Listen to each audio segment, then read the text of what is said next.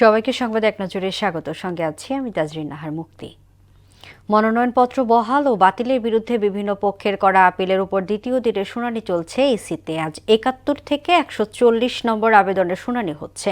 আগারগাঁওয়ের নির্বাচন ভবন অডিটোরিয়ামে বিকেল ৫টা পর্যন্ত চলবে শুনানি। এদিকে আপিল শুনানির প্রথম দিনে ঢাকা ৯ আসনের স্বতন্ত্র প্রার্থী ডাক্তার তাসনিম জারা সহ প্রার্থিতা ফিরে পেয়েছেন ৫২ জন।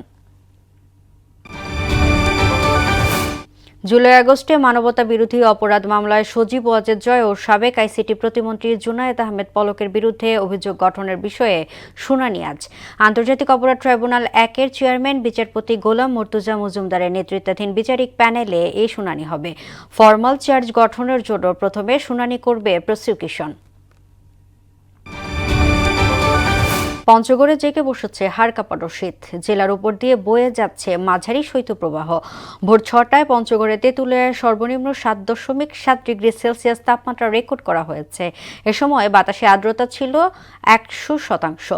শীতের সবচেয়ে বেশি দুর্ভোগে পড়েছেন দিনমজুর, যানবাহন চালক, শিশু ও বয়স্করা। বিপিএলে আজ রাজশাহী ওয়ারিয়র্সের বিপক্ষে মাঠে নামছে রংপুর রাইডার্স। সিলেটে ম্যাচ শুরু হবে দুপুর ১টায়। ৬ ম্যাচে ৪ জয়ে ৮ পয়েন্ট নিয়ে পয়েন্ট টেবিলের ২-এ রংপুর। সমান ম্যাচে ৮ পয়েন্ট নিয়ে রান রেটে পিছিয়ে থাকা টেবিলের ৪-এ রাজশাহী। এদিকে দিনের দ্বিতীয় ম্যাচে সন্ধ্যা ৬টায় ঢাকা ক্যাপিটালসের বিপক্ষে লড়বে নোয়াখালী এক্সপ্রেস। এ ছিল সংবাদে এক নজরে সবশেষ খবর। সবার আগে জানতে মোহনের সাথেই থাকুন।